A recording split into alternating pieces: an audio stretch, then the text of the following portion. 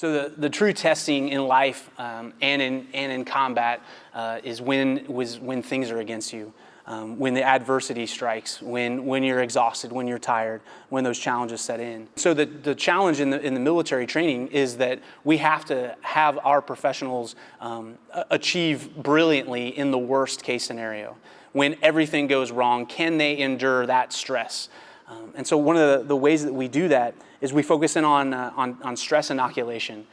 So there are many different tools. Some of them I'm not sure you'll be able to use at the high school level, but they all teach similar principles of how you focus on your mission, focus on what needs to happen when chaos takes place all around you. One of the things that we do, we use water as a lot. We call the water as the great equalizer. You can be a superstar on land, but then one little thing goes wrong in the water, and now you're coughing on water. So that takes the chaos of that environment to be calm, to take that external environment, all the sensors, all the things that are screaming in your body to try and distract you from the one thing you need to focus on. So one of the tools we use in the water is called buddy breathing. And so that's where you take you and a partner and you lean forehead to forehead, you grasp arms, and then you hold onto a snorkel. And as you're forehead to forehead, you pass that snorkel back and forth, each person taking a breath, then passing it to his buddy. And that seems simple enough as you're sitting there floating, but then we start bringing in the chaos and confusion. And so we have instructors that will have very effective techniques to totally disrupt you, disorient you, get you, focused on anything other than what you have to do, which is just continue to stay calm and continue to breathe.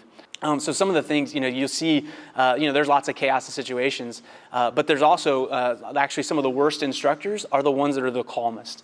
They're literally just kind of sit on you and smush you steadily together, so you become tighter and more uncomfortable. So your body starts kicking, and you start kicking your legs to try and keep you up so you can breathe, and so you start burning your own oxygen.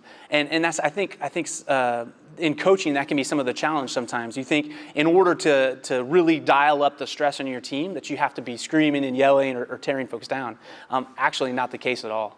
You can use actually the events themselves to be the stressor, so that they're not looking at the coach as the enemy, but you're getting them focused almost as a brother. You're taking them through the challenge. You're leading them through that challenge. You're saying, hey man, it's not me that's doing this. This is the challenge ahead of you. You have to run these next 10 wind sprints. And if you don't make the time, you have to do it again.